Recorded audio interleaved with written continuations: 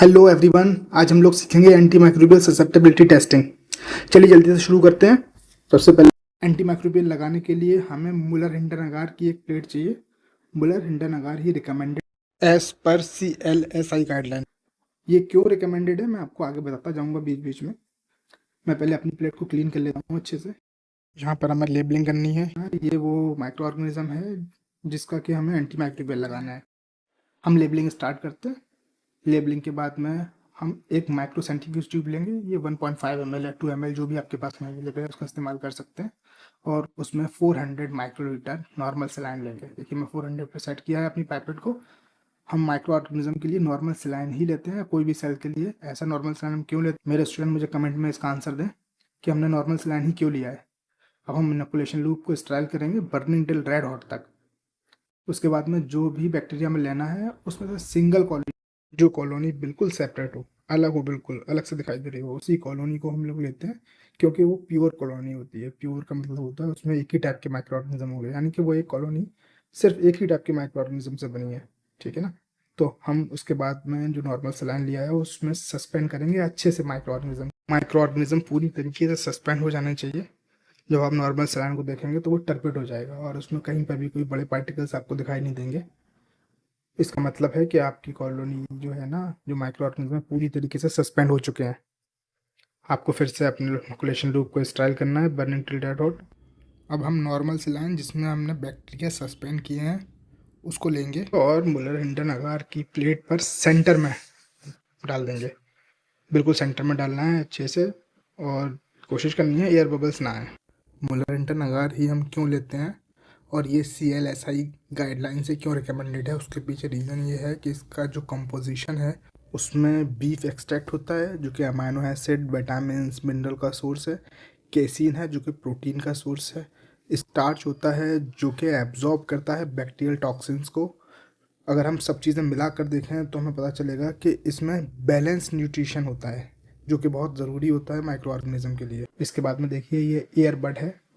ये वही आम ईयरबड है जो आप लोग घर में इस्तेमाल करते हैं, बस फ़र्क इतना है ये स्टराइल है, अच्छे से ऑटोक्लेव्ड है। ईयरबड से अच्छे से स्प्रेड करेंगे पूरी प्लेट पे। हमें बैक्टीरियल लोन बनाना है जब तक कि आपकी अगार प्लेट सारा नॉर्मल स्लाइम को एब्जॉर्ब ना कर ले। जब वो नॉर्मल स्लाइम को एब्जॉर्ब कर लेगी तो हमें पता चल जाएगा, ड्राई होने लगेगी प्लेट। हम इसको ईयरबड के अलावा स्प्रेडर से भी कर सकते हैं। अगर आपके पास में स्प्रेडर है तो आप उसका भी इस्तेमाल कर सकते हैं। देखिए ये स्प्रेडर होता है। एंटी माइक्रोबियल हम लोग डिस्क डिफ्यूज़न मेथड से करते हैं जिसको किर्बी बार मेथड भी बोलते हैं। ये टेक्निक जो है सबसे ज़्यादा यूज़ होने वाली टेक्निक है बैक्टीरिया में एंटी माइक्रोबियल रेजिस्टेंस को देखने के लिए। इसमें स्मॉल पेपर की डिस्क होती है जिसमें कि एंटीबायोटिक सोक होते हैं। ये एंटीबायोटिक की कंसनट्रेशन जो है वो CLSI गाइडलाइंस के अकॉर्डिंग डिसाइड होती है। ये जो डिस्क मैं इस्तेमाल कर रहा हूँ इसमें टोटल 12 एंटीबायोटिक हैं।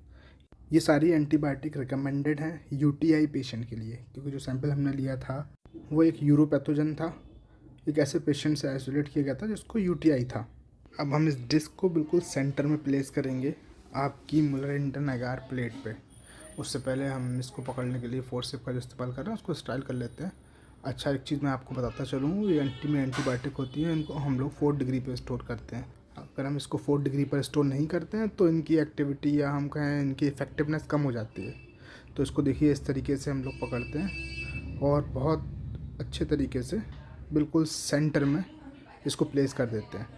इसके बाद में आपको ये श्योर होना ज़रूरी है कि सारी की सारी एंटीबायोटिक अगार प्लेट से टच हो रही हैं या नहीं हो रही हैं, यानी कि उसके बीच में एयर स्पेस नहीं रहना चाहिए।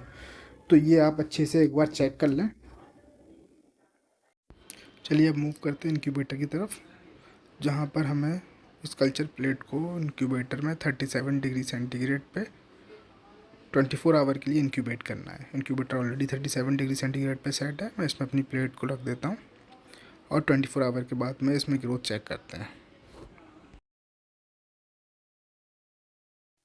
24 आवर हो चुके हैं। अब प्लेट को चेक करते हैं।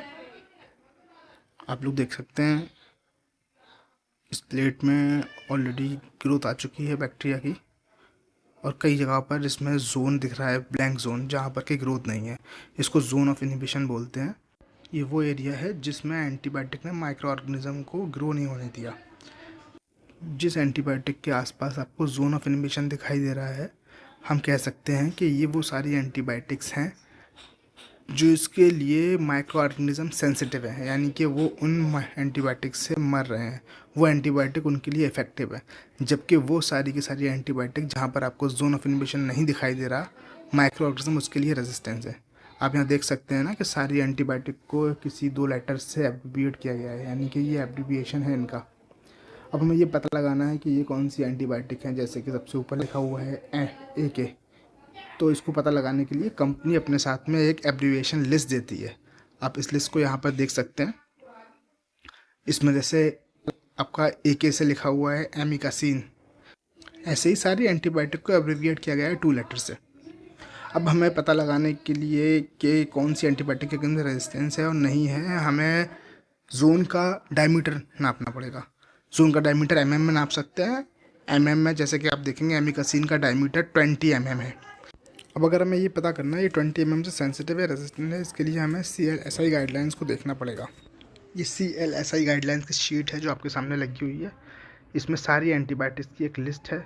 अगर आप देखें सबसे टॉप पे एमिकासिन है। एमिकासिन में बता रहा है कि अगर उसका जोन ऑफ डायमीटर जो है वो अगर 17 से ज़्यादा है तो हम कह सकते हैं कि इस एंटीबायोटिक के लिए बैक्टीरिया सेंसिटिव है, यानी कि ये एंटीबायोटिक आप डेफिनेटली प्रिस्क्राइब कर सकते हैं पेशेंट्स को।